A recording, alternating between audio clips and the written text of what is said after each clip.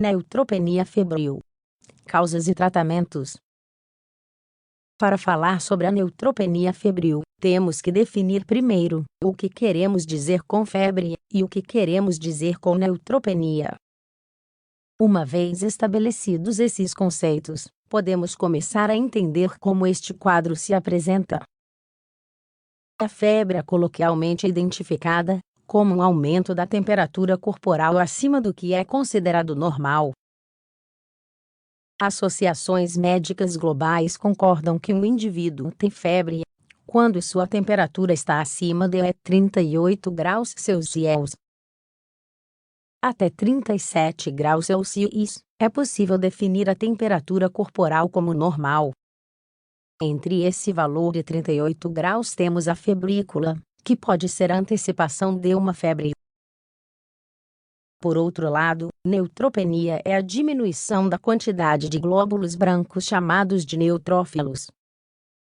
As associações médicas globais têm um consenso sobre o valor que define a neutropenia: menores de 500 neutrófilos em 1 ml de sangue.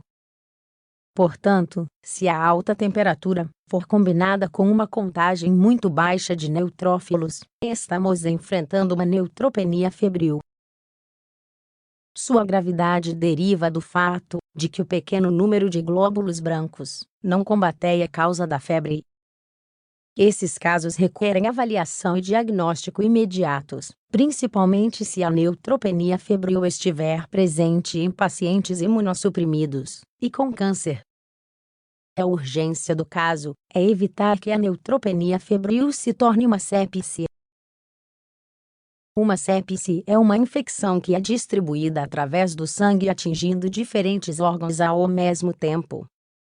É um quadro clínico muito sério, que precisa de hospitalização e deve ser tratado com antibióticos poderosos. Quem pode ter neutropenia febril? A neutropenia febril costuma afetar pessoas com o sistema imunológico comprometido. O principal exemplo desses casos são as patologias oncológicas do sangue e da medula óssea.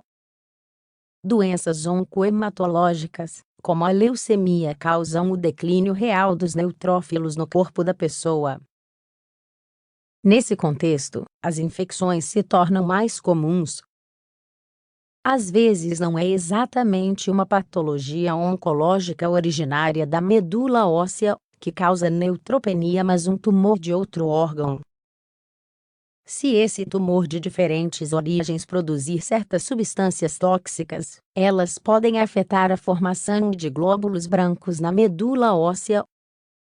O tratamento para certos tipos de câncer também é uma causa de neutropenia. A quimioterapia realizada com medicamentos como cisplatina ou docetaxel, entre outros, tem o efeito adverso da destruição da medula óssea. Assim, no contexto do tratamento quimioterápico, a neutropenia febril pode se desenvolver. Mesmo com o monitoramento frequente que esses pacientes recebem na quimioterapia, esse é um efeito adverso que é difícil de evitar. Uma situação particular de neutropenia febril pode ocorrer em crianças que não possuem patologias oncológicas. Nesses casos atípicos, o processo é inverso, pois trata-se de uma infecção que faz com que os neutrófilos diminuam, e não de um baixo número de neutrófilos causando a infecção. Como os pacientes são classificados? A ciência médica teve que desenvolver um mecanismo para classificar pacientes com neutropenia febril e estabelecer seu risco. O que é mais usado é um gráfico de pontuação chamado MASCC. Através do MASCC, o médico pode atribuir pontos a certas condições do paciente para determinar se o quadro é de baixo risco ou de alto risco. Na tabela MASCC, uma pontuação maior que 21 indica baixo risco e um prognóstico muito melhor no futuro. De um modo geral, um paciente com neutropenia febril está em alto risco quando está com a temperatura elevada há mais de 7 dias e seus neutrófilos são menos 10 por mililitro.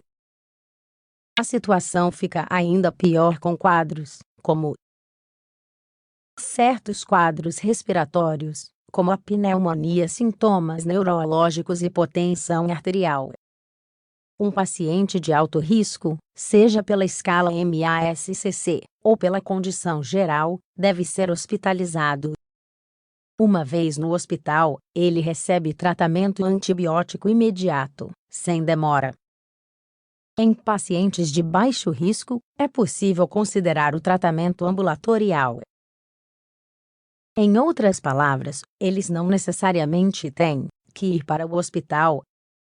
Podem tomar antibióticos oralmente com check-ups regulares e deixar a porta aberta para uma internação caso necessário. Tratamento da neutropenia febril.